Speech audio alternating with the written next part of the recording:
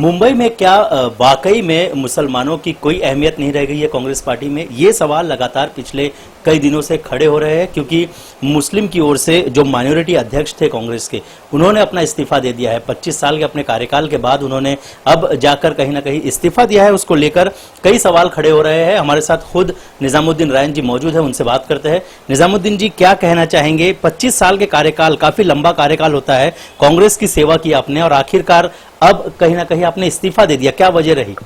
नहीं, मैंने कांग्रेस में काम किया। बेसिकली हमारा अधिकार था कांग्रेस पर, क्योंकि हमारे बाप दादों की पार्टी थी। लेकिन जब से मुंबई कांग्रेस में बदलाव आया और नए अध्यक्ष आए, हमारा काम करने का तरीका शायद उनको पसंद नहीं है और हमारा जो तालमेल था वो भी बराबर नहीं था। दूसरी चीज़ ये कि मुसलमानों के हक के लिए अगर कोई बात करना, उसमें उनके यहाँ गुटबाजी, दूसरों की लड़ाई, वो हम पर थोपना, वो इस तरह की चीज़ों से मैं तंग था। दूसरी चीज़ कि मैं जिन चीज़ों के लिए वहाँ खास काम कर रहा था, मेरी सबसे बड़ी बात ये थी कि इस वक्त कांग्रेस पिछले 10 वर्षों से माइनॉरिटीज़ का रोल कांग्रेस में बड़ा था। माइनॉरिटीज़ के अलावा आज न उनके पास वोटर है, माइनॉरिटीज़ के अलावा न उनके पास आज कोई आमदार है। 5 आमदार में से 4 माइनॉरिटी से आते हैं, एक उनका अपना है, और सारे खासदार हारे हुए हैं, सारे एमएलएज हारे हुए जितने हैं। उसके बावजूद भी पार्टी पर किसी तरह का लोगों से राय मशवरा नहीं, कुछ नहीं, झूठी बातें करना, इन सब चीज़ तंग आ गया था। और मेरे ऊपर अभी उनका आरोप है कि मैंने अपने बेटे के लिए टिकट मांगा और मैंने टिकट नहीं दिया उनको, तो वो पार्टी छोड़कर चले गए। तो मैं ये बताना चाहता हूँ कि पिछले 2 दशक से मैं कांग्रेस में हूँ, जैसा कि पूरा शहर जानता है। ऐसा कौन सा नेता है जिसने अपने बेटे को टिकट नहीं मांगा? जिस क्षेत्र में मैं रहता हूँ, स्वर्गीय मुरली देवरा ने अपनी ज़िंदगी में जाने से पहले अपने बेटे के लिए खासदार बनाया, जो नहीं उन्होंने दूसरे को बनाया। बहुत बड़े नेता थे देश के। उसके बाद आइए स्वर्गीय सुनील दत्त जी, कि उन्होंने अपनी बेटी को बनाया। वो तो सर्वसम्मत से मुसलमानों के भी नेता थे, सारा माइनॉरिटी देश का विश्वास करता था। तीसरे नेता हमारे एकनाथ गायकवाड़ जी हैं। क्या उनको अपनी बेटी के अलावा कोई लायक कोई नहीं मिला जिसको नेता बनाते? तो इस तरह का ये आरोप बेबुनियाद। फिर आमदार लेवल पर आ जाइए, असलम खान साहब हमारे आमदार हैं, उन्होंने अपनी बहन को टिकट लिया, झगड़ कर लिया। कालिदास कोलम का नामदार है, अपने बेटे के लिए टिकट लिया। राजहंस सिंह आमदार थे, उन्होंने अपने बेटे के लिए टिकट लिया। रमेश सिंह आमदार थे, उन्होंने अपने बेटे के लिए टिकट लिया। तो अगर मैंने अपने बेटे के लिए टिकट पूछा, और ऐसा तो नहीं था कि मैंने जो लिस्ट उनको दिया था उसमें सिर्फ मेरे बेटे का नाम होता, 23 नाम थे। वो तीनों 23 मेरे भाई बहन बेटे सभी हैं। क्योंकि मैं जब पार्टी के लिए काम कर रहा था तो मैंने पारिवारिक तरह से अपने दोस्तों के साथ, अपने लीडरों के लिए काम किया। मैंने वहाँ इसलिए नहीं काम किया कि मैं कांग्रेस का कोई अकेला आदमी हूँ जो मैं अपनी बल पर चलाऊंगा।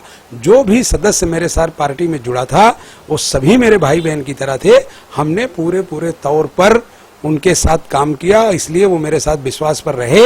और जब तक मैंने कांग्रेस में काम किया, विश्वास के साथ कांग्रेस में काम किया। हमने पक्ष के साथ कभी वितरघात नहीं किया। चुनाव में मैंने मैं 10 दर्जनों नेता को कांग्रेस में जानता हूं जो कांग्रेस में रहकर अपने कैंडिडेट को हराने के लिए काम कर रहे थे। लेकिन एक भी आदमी मुंबई शहर से आके मुझे नहीं कर सकता कि आप जितने दिन थे कांग्रेस में आपने किसी कैंडिडेट के खिलाफ काम किया हो। सैयद अहमद साहब, अभी उनको अल्लाह जन्नत दे, वो मेरे इलाके के नेता थे। मेरा उनका हमेशा मतभेद था, लेकिन चुनाव में मैं सैयद अहमद को जब भी टिकट मिलता था मैं उनके लिए काम किया। अमीन पटेल बाद में आए, मैंने उनके लिए भी पक्ष का काम किया है। वो नहीं बता सकता कभी कि मेरा उसका व्यक्तिगत विरोध है, लेकिन मैंने कभी उससे कांग्रेस के साथ धोखा नहीं किया।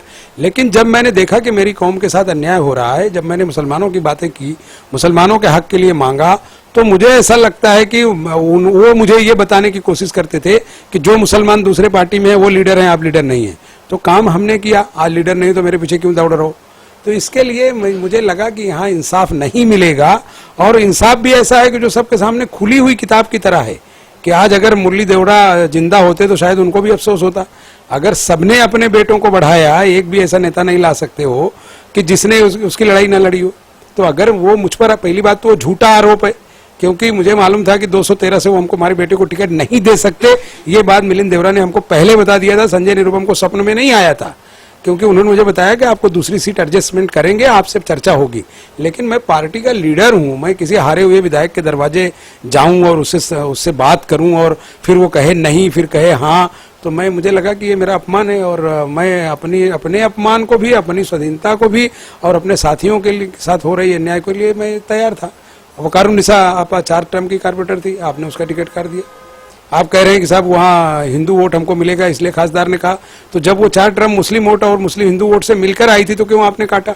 आप कह रहे हैं कि साहब वो जहाँ से इनके बेटे का टिकट देना है वहाँ 3 सीटिंग कारपोरेटर है, मैं कैसे इनको दे दूं? आप 3 में से 1 को देंगे, 2 तो आपके हारने ही वाले ना, कटने वाले।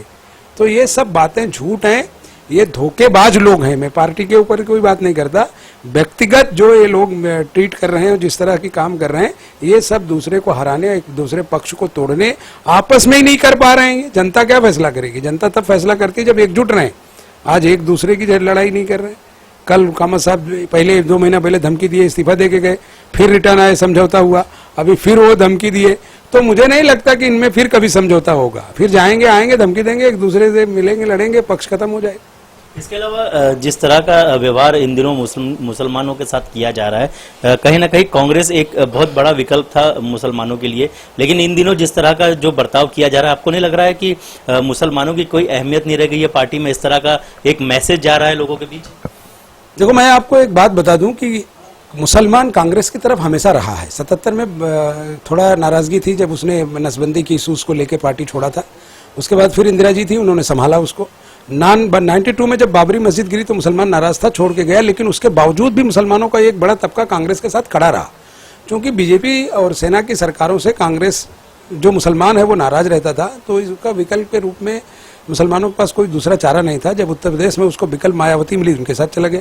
विकल्प जब समाजवादी मिली तो उनके साथ चला गया। देश में जहां जहां उनको विकल्प मिला वो चले गए। महाराष्ट्र और मुंबई का इशू भी ऐसे ही है कि पहले विकल्प नहीं था, आज लोगों के पास विकल्प है। और दूसरी चीज ये है कि कितनी बड़ी बदकिस्मती है पार्टी की कि वो कांग्रेस, जिसके लिए देश की आजादी की लड़ाई का प्रश्न और उसके बाद बड़े बड़े नेताओं की बात, आज बदकिस्मती इस 133 साल कांग्रेस की कि तीनों अहम ओहदों पर कांग्रेस का कोई आदमी नहीं है। मोहन प्रकाश जी सम्मानित नेता हैं, दूसरी पार्टी से आए, आज महाराष्ट्र और मुंबई के इंचार्ज हैं। आदरणीय संजय निरुपम जी जो बहुत बड़े नेता हैं खुद को, वो पूरी जिंदगी उन्होंने चड्डी वालों के बीच निकाला, आज वो मुंबई कांग्रेस के अध्यक्ष हैं। बीएमसी जो हमारी ताकत का एक बड़ा केंद्र है, उसका लीडर अपोजिशन बीजेपी से आया। तो मतलब कांग्रेस में इस लायक की कोई था ही नहीं जो कभी कांग्रेस की बागडोर संभालता। तो जब जिसके अंदर पहले से इस तरह के लोग बैठे हैं, आगे वो मुसलमानों के भविष्य या कांग्रेस के भविष्य का क्या फैसला लेंगे? ये तो लीडरशिप को सोचने की आवश्यकता है। मैं तो बहुत छोटा आदमी हूँ। इसके अलावा क्या कांग्रेस की ओर से आपको मनाने की कोशिश चल रही है? ये मनाने का क्या, मैं कोई रूठ कर गया था क्या? अगर मनाने आदमी उसको करता है जो गया है रूठ के, कल आ जाएगा। मैंने तो पहले दिन ही पार्टी की सदस्यता और पद दोनों से इस्तीफा दिया। अगर मैंने इस्तीफा ना दिया होता तो मनाने की बात होती। सभी ने मुझे, जो मेरे सबके संपर्क थे, सबने मुझे फोन किया। पार्टी की जो लीडर जहां था सभी ने संपर्क किया। मैंने सबको एक ही बात बोला कि आप मुसलमानों का भविष्य आगे भी नहीं तय कर पाने की पोजीशन में हो, इसलिए आप अपनी जबान क्यों खाली करते हो? सभी नेता दिल्ली से लेकर मुंबई तक मुझे जाने, खुद संजय निरुपम ने मुझे फोन किया था, मैंने नहीं लिया उनका फोन। कृपाशंकर का फोन आया, नहीं लिया। नसीम खान का फोन आया, हर जगह से फोन आए, सबके आपको दिखा देता हूँ। सब लोगों ने संपर्क किया, दिल्ली, केरला, उत्तर प्रदेश तक के नेताओं ने फोन किया। मैंने उनको बोल दिया कि मैं कांग्रेस के सदस्यता से त्यागपत्र इसीलिए दिया कि मुझे किसी से समझौता नहीं करना और किसी के साथ नहीं जाना। इसके अलावा अब आगे की रणनीति क्या होगी, किस तरह का आगे का प्लान होगा? अब ये तो तय है कि चूंकि 10 सालों से मैं माइनॉरिटी की राजनीति कर रहा था और माइनॉरिटी के इलाकों में था, और ये 2 मुस्लिम डोमिनेटेड क्षेत्र हैं, साउथ मुंबई और साउथ सेंट्रल। खास करके है तो पूरा मुंबई कार्य क्षेत्र मेरा, हर जगह मैंने काम किया। आदरणीय कामत साहब के क्षेत्र में काम किया, सुनील दत्त के क्षेत्र में काम किया, निरुपम साहब के भी क्षेत्र में काम किया हूँ। लेकिन ये 2-3 जो क्षेत्र हैं जो मुस्लिम डोमिनेटेड हैं, मुझे ऐसा लगता है कि यहाँ की जो रुख है पॉलिटिकल, मैं उसी पर कहीं विचार करूंगा। क्या किसी पार्टी की ओर से आपको अप्रोच की गई है? सभी तरफ से, सभी चार राजनीतिक दल मुंबई में सबने अप्रोच किया है। मैं ऐसा नहीं कह सकता कि किसने नहीं किया, सबने अपने अपने स्तर पर जहां जिसको लगता है उन्होंने किया। तो आगे आने वाले दिनों में आपकी किस तरह की और किस प्रकार की राजनीति होने वाली है? क्योंकि आपके साथ साथ कहीं ना कहीं 4700 वो कार्यकर्ता है जो सिर्फ आपकी वजह से उन्होंने पार्टी छोड़ा है। अब उनका भी भविष्य आपके ही हाथ में कहीं ना कहीं है। तो किस तरह की रणनीति होगी? क्योंकि वो भी जानना चाहते हैं कि उनके जो लीडर है, जो उनका चेहरा है, वो अब आगे क्या प्लान करने वाले हैं। नहीं, मेरी ड्यूटी बनती है कि जिन्होंने मुझे मेरे विश्वास पर पार्टी छोड़ा और मेरे कामों से जो मेरे साथ थे, मेरी कोशिश होगी कि मैं जहां रहूं उनको साथ ले जाऊं अगर वो आएंगे, और अगर वो नहीं आएंगे तो उसके लिए छूट है। लेकिन मैं चाहूंगा कि वो मेरे साथ आएं, और मैंने जिस तरह से यहाँ उनके साथ मैं हमेशा खड़ा रहा, मैं जहां रहूंगा वहां भी उनको अपने साथ उसी तरह रखूंगा। और दूसरी चीज ये है कि मेरे सब संपर्क में है, ऐसा कुछ नहीं है कि मैंने कल मैं मुंबई से दूर लोनावाला था तो मेरे बहुत सारे साथी लोनावाला आए, जो हमारे साथ काम करते हैं। आज हमने उसे फेसबुक पे भी अपग्रेड किया है। तो कहीं ऐसा नहीं है। और दूसरी चीज़ ये है कि हमारा सामाजिक काम बहुत था, राजनीतिक कामों से बड़ा मेरा सामाजिक काम था। गरीब बच्चों को फीस देना, ट्रस्टों के लिए काम करना, मेडिकल के लिए काम करना, ये करोड़ों में ये, और ये सब दोस्तों की मदद से। मेरे खुद का घर का कुछ भी नहीं था। जो भी पैसे आते थे मैंने दिया है, ज़कात के पैसे आते थे दिया है, बच्चों की फीस के लिए किया है, गरीब मेडिकल का, वो सब काम चालू रहेगा। इसलिए मेरा जो संपर्क है, भले हम राजनीतिक तौर पर अलग हों, वो सारे रहेंगे। इसके अलावा खबरें ये भी आ रही है कि दो पार्टी जो है वो ज्यादातर फोकस कर रही है आप पर, चाहे बात की जाए एमआईएम की या फिर बात की जाए समाजवादी पार्टी की। ये दोनों ही ज्यादातर कोशिश कर रही है आपको शामिल करने में। किस तरह का अप्रोच रहा है और क्या आपका नजरिया है, कहाँ जा सकते हैं आप?